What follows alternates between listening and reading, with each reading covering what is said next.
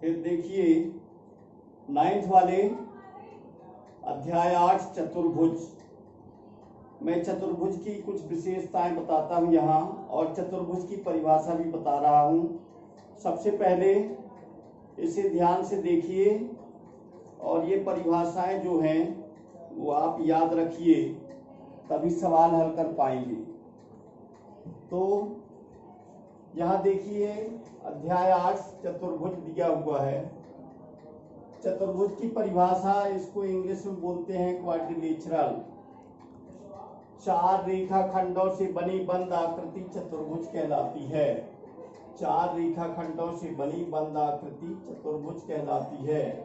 4 रेखाखंड होना चाहिए और आकृति बंद होना चाहिए। चारों तरफ से यह बंद है, इसलिए यह चतुर्भुज है। ABCD ये चतुर्भुज कहलाता है। 4 रेखाखंडों से बनी हुई बंद आकृति को चतुर्भुज कहते हैं। अब इसमें चतुर्भुज में कुछ विशेषताएं रहती हैं। किसी भी चतुर्भुज के सभी कोणों का योग 360 अंश होता है। सबसे पहली विशेषता रहती है, कोई भी चतुर्भुज हो उसके चारों कोणों का योग 360 अंश होता है। चतुर्भुज के सभी कोणों का योग 360 अंश होता है, वह कोई भी चतुर्भुज हो। फिर नंबर 3, किसी भी चतुर्भुज में 4 भुजाएं होती हैं, क्योंकि ये 4 रेखाएं मिलकर चतुर्भुज बनाती हैं।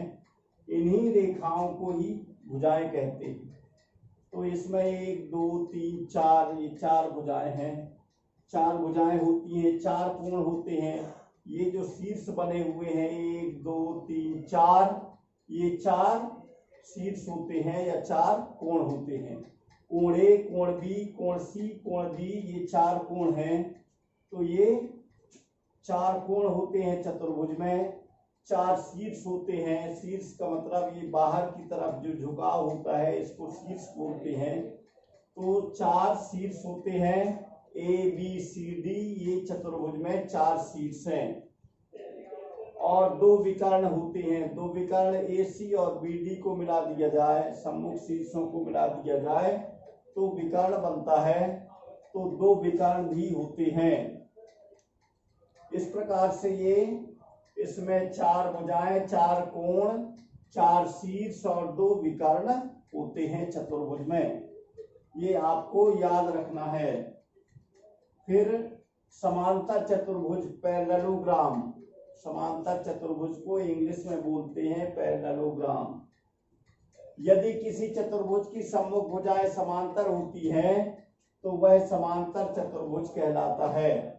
ऐसा चतुर्भुज जिसकी आमने सामने की भुजाएं समांतर होती हैं, पैरेलल होती हैं, तो इसे पैरेललोग्राम कहते हैं। आमने सामने की भुजाएं, जैसे यहाँ पर AB समांतर CD है और AD समांतर BC है। इस प्रकार ये आमने सामने की भुजाएं समांतर हैं, इसलिए यह चतुर्भुज समांतर चतुर्भुज कहलाएगा। फिर समांतर चतुर्भुज में भी कुछ विशेषताएं होती हैं। समांतर चतुर्भुज की सम्मुख भुजाएं समांतर होती हैं और बराबर भी होती हैं। समांतर चतुर्भुज की सम्मुख भुजाएं बराबर होती हैं और समांतर भी होती हैं। समांतर चतुर्भुज की सम्मुख भुजाएं बराबर होती हैं और समांतर भी होती हैं। तो सम्मुख भुजाएं बराबर होती हैं। नंबर 2, सम्मुख कोण बराबर होते हैं। जब भुजाएं बराबर होती हैं तो उनके आमने सामने के कोण भी बराबर होते हैं। समांतर चतुर्भुज के सम्मुख कोण बराबर होते हैं। फिर समांतर चतुर्भुज के विकर्ण परस्पर समद्विभाजित करते हैं। समांतर चतुर्भुज के विकर्ण जो हैं वो एक दूसरे को बराबर भागों में विभाजित करते हैं या बराबर भागों में बांटते हैं। समद्विभाजित का मतलब है बराबर भागों में बांटना। सम माने बराबर, द्वि माने 2 और भाजित माने बांटना। तो समांतर चतुर्भुज के विकर्ण एक दूसरे को समद्विभाजित करते हैं। इस प्रकार ये विशेषताएं हो गई। इन्हें आप लोग याद करेंगे और लिखेंगे।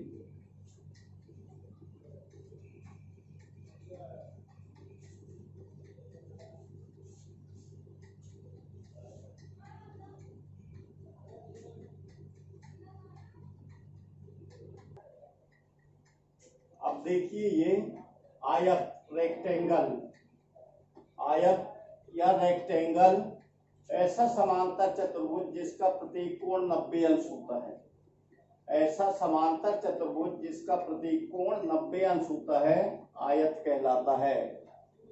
इसका मतलब ये है कि आमने सामने की भुजाएं समांतर होती हैं आयत की, और प्रत्येक कोण 90 अंश का होता है। ये कोण P, कोण Q, कोण R, कोण S, ये चारों कोण प्रत्येक 90 अंश के हैं और आमने सामने की भुजाएं समांतर हैं। SP समांतर QR, SR समांतर PQ। इस प्रकार यह आयत है। फिर इसके बाद है वर्ग, स्क्वायर, इसको इंग्लिश में स्क्वायर बोलते हैं। ऐसा आयत जिसकी चारों भुजाएं बराबर होती हैं वर्ग कहलाता है। ऐसा आयत जिसकी चारों भुजाएं बराबर होती, चारों भुजाएं बराबर होती हैं और प्रत्येक कोण 90 अंश का होता है, तो ऐसा चतुर्भुज वर्ग कहलाता है। आमने सामने की भुजाएं बराबर रहती हैं और समांतर भी होती हैं और प्रत्येक कोण 90 अंश का होता है, तो वह वर्ग कहलाता है। फिर समचतुर्भुज है रोम्बस, इसको इंग्लिश में रोम्बस बोलते हैं समचतुर्भुज को। सम मतलब बराबर, चतुर्भुज मतलब चतुर्भुज, ऐसा चतुर्भुज जिसकी सभी भुजाएं बराबर होती हैं। ऐसा चतुर्भुज जिसकी सभी भुजाएं अर्थात चारों भुजाएं बराबर होती हैं वह समचतुर्भुज कहलाता है। ऐसा चतुर्भुज जिसकी चारों भुजाएं बराबर होती हैं तो ऐसा चतुर्भुज समचतुर्भुज कहलाता है। समचतुर्भुज मतलब बराबर भुजाओं वाला चतुर्भुज। ये इस प्रकार SPQR बना हुआ है। इसकी ये चारों भुजाएं बराबर हैं। ये भुजा, ये भुजा, ये भुजा और ये भुजा, ये चारों बराबर हैं।